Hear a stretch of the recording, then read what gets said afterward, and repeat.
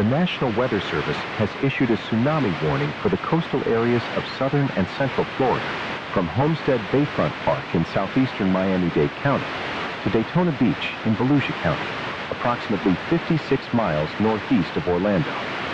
If you are within this coastal area, evacuate inland to higher ground immediately. A tsunami warning means that a tsunami or significant flooding is imminent or is already occurring. Tsunamis are a series of waves that are dangerous for many hours after the initial arrival time. The first wave may not be the largest. At 6:39 p.m. Eastern Daylight Time, an earthquake with a preliminary magnitude of 8.4 occurred 48 miles northwest of Aguadilla, Puerto Rico. This has generated a potentially dangerous tsunami and is expected to cause significant destruction of life and property.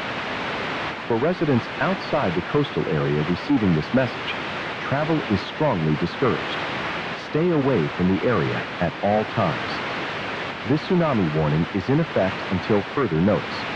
Refer to tsunami.gov or your local media outlets for more information. This concludes the activation of the Emergency Alert System.